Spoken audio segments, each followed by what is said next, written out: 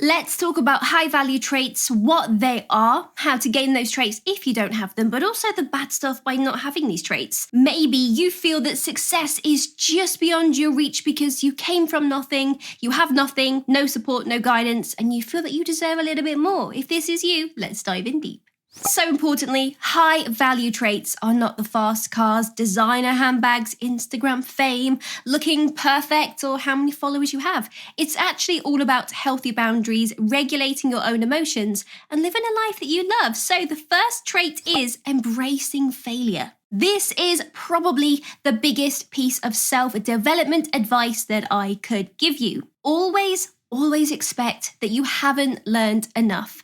And in those moments when you are very uncomfortable about what's going on, that's when you actually grow. And a high value person welcomes this growth. Mark Manson wrote an incredible book, and this is it's the exact quote from his book. Instead of trying to be right all of the time, we should be trying to find out how we are wrong all the time, because we are.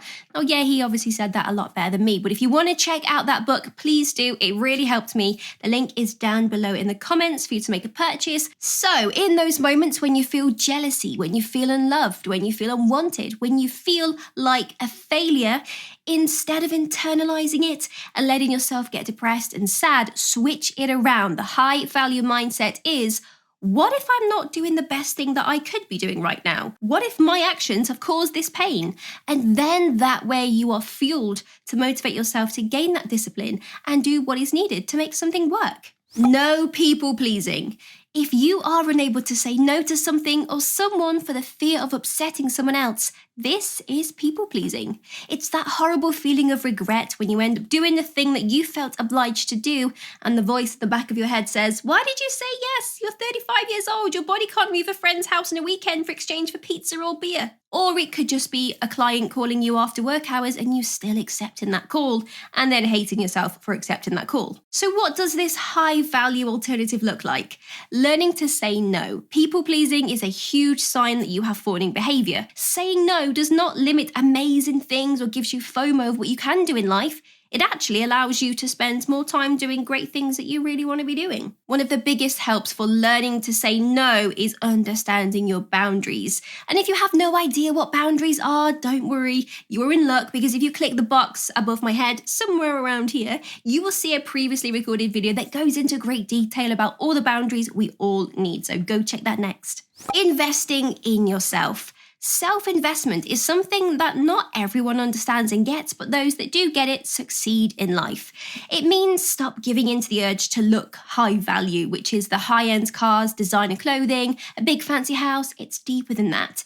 It's recognizing where you fall short, being vulnerable about parts of you that could use just a little work, and investing into a way of improving it. For example, therapy. There's no shame for repairing yourself, just like you would go to the dentist to repair a tooth.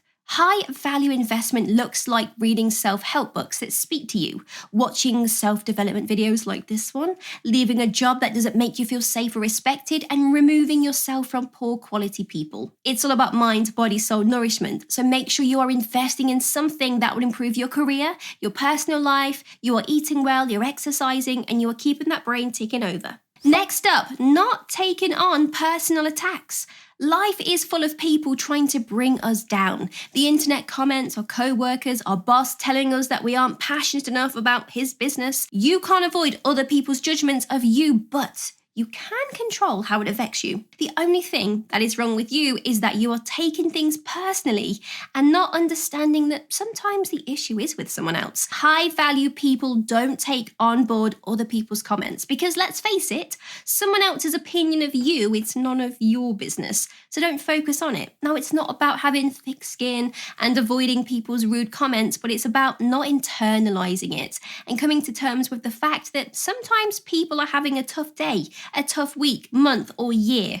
From a different perspective, if you spend all of your time building yourself up and then you let someone else tear you down, it just shows you that you define yourself based on someone else's words, not your own words. You are not your past. Our pasts create negative self-beliefs. I can't ask him for that amount of money for my work because that makes me uncomfortable. My mum told me that rich people are arrogant and I don't want to be arrogant. Or maybe I was told to stop crying because boys don't cry. So now in my adult relationships, I find my own emotions weak and I feel that women will be repelled if I show my vulnerability, so I end up dating emotionally detached women. A high-value person doesn't define themselves on where they came from. Yes, some of us have a longer time getting started in life because we missed out on so much vital knowledge, me included. But the important thing is constantly moving. Remain in the present moment. Don't look to the past, otherwise you'll end up walking backwards. Communicate well. Communication is a lot more than just body language, strong eye contact, and talking with a tone that makes you sound charismatic. Yeah, those things are very important, but also what's important is your mental state when you are communicating with someone. High-value communication is when someone is able to listen with intent and actually take in what the other person is saying, as opposed to waiting for a gap for them to stop talking. It's about agreeing to disagree so that you can maintain the integrity of a relationship as opposed to offending someone. It's about speaking up when you don't feel comfortable and asking for your needs and stating them in a kind way with lots of "I feel this, I feel that." When you are able to tell someone that you want more, you gain their respect. High-value communication is all about what's happening in the future. What are the future possibilities that could arise based on your present communication? For example, let's say you're speaking to someone that you have a crush on. If you turn things sexually too soon, your flirty behavior could actually push them away and then you've ruined your chances. That's because you weren't thinking about the future consequences. It's also not laughing at a joke that you might find funny. The high-value way of looking at this is what the repercussions of laughing at that joke could be if you are with someone that found that joke offensive.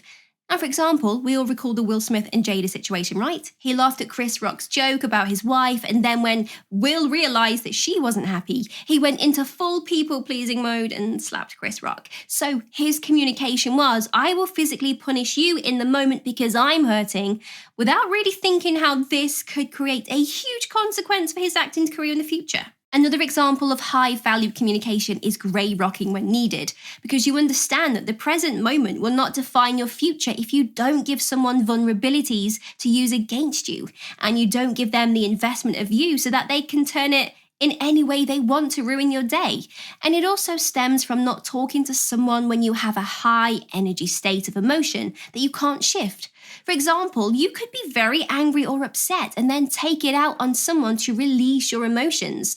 But the high value thing to do, if you can't get rid of these emotions, is to take yourself out of that situation so that you don't react in a negative way that could damage a future relationship. An example of this is literally saying, "I can't respond to that right now. I just need some time to think about it and I'll come back to you." That is an example of such high value communication. Having purpose. If you asked me what I was going to do with my life 20 years ago, I couldn't even answer that question. And that's because it's not easy finding our purpose. No one sits us down and says, "Okay, you've got to do some cool stuff with humanity, but make sure you feel good too." And if they did tell us that, it sounds like a huge responsibility that we don't want to do it anyway. But having purpose is a high value trait. It gives you that confidence to do what you need to do in life, to be able to say no to something that might possibly affect your purpose or prevent you from succeeding. For example, saying, "I would really love to stay out late with you, but I need to wake up early tomorrow to go to the gym." Having purpose is all about knowing where you want to go and why you want to get there. Your purpose throughout your life always changes. You're going to have short-term purposes and long-term ones, but knowing what these are will help you stay on track to living your best life. Taking responsibility. Having a backseat in a passive mindset for succession in your life is never going to work. You are never going to have a parent that will guide you to be the best version of you, especially if they were emotionally neglectful. You can never hope that a partner will treat you better if you don't ever tell them what they did wrong. Taking responsibility is a high value trait because it allows you to say, "Hey, this isn't working for me right now. I need to do what needs to be done to get to the next level." And this can be seen in a variety of ways, even just making the very first baby step, like leaving a relationship, reading a book. The smallest movements still need to be celebrated, no matter how small they are. Self-soothe. Self-soothing is my favorite high-value trait because it's just not really discussed. On the internet, no one talks about it, and I see it all the time. When people don't have this trait, they are bringing others down because they feel jealous about someone else's success. They find faults in celebrities because they don't want people having nice things. People feel angry that they don't have female attention, but what does this all mean? These people are unable to self-regulate and calm their feelings down.